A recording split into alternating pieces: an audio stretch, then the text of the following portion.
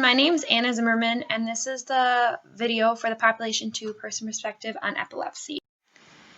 So for the video process, I did some searching on the web and reviewed the book material, and I've came across a boy named Lachlan.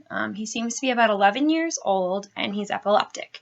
Classifying his seizures, he didn't necessarily say the scientific term for what his seizures were, but some descriptions of them are they can last from 30 seconds to a minute at times, and he describes being aware of all of his senses except his eyesight.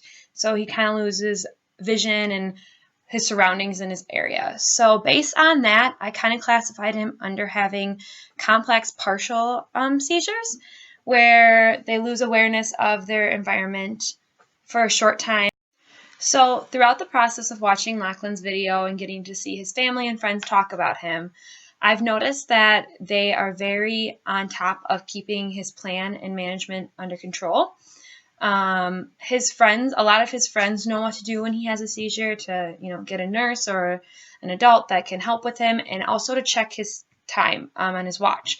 And I think that's very crucial. I think it's because it can lead to when his seizures are occurring and how long they are occurring. So that's a really good thing to know when you are working with Lachlan, is to make sure you check the time of when he's having his seizures and how long they are occurring.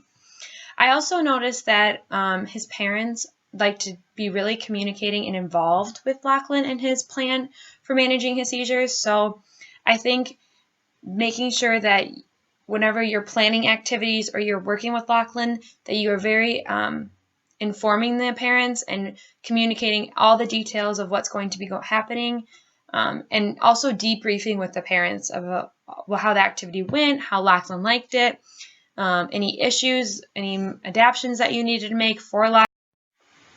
So for Lachlan, I've decided to implement the game of horse, because throughout the video he described how much he enjoyed playing basketball. And I wanted to do an activity that was a little bit more creative than just playing basketball, because I think he gets enough of that done on his team and with his peers. So I think if we implemented the game of horse with some of his friends, and then some friends that are very specific to knowing what to do when he is undergoing a seizure, would be very helpful for if he does go through a seizure, because they will be there to help, along with the facilitator who will already know all of his manifestations and how his seizures occur.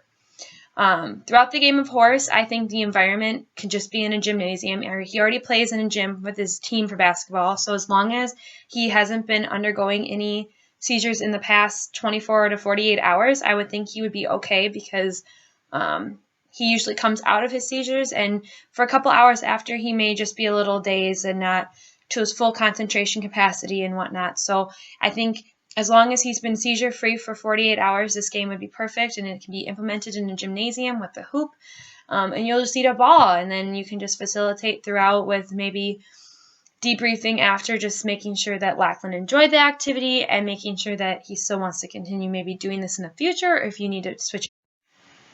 If Lachlan was to go into a seizure, he does not drop and he does not convulse. So you do not need to worry about necessarily him injuring himself, but you will know if he does, because based on his spatial awareness, he will daze off. So be aware of that.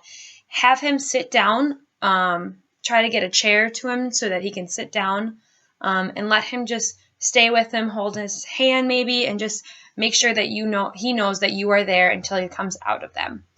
After he is out of his seizure, he may need to take medications for his seizures. It did not clarify that, but you would know that from his parents, communication with his parents. Make sure that you have that ready to go, so if he does have a seizure, and if he's in that seizure, you can get that to him right away, so that it can either stop the seizures or help him with his manifestations with the seizures. And because he does feel dazed for a couple hours after, you may want to just stop the activity for that time being, maybe for the day, and let Lachlan maybe just rest. Maybe you need to call his parents and have him go home so he can be in his bed.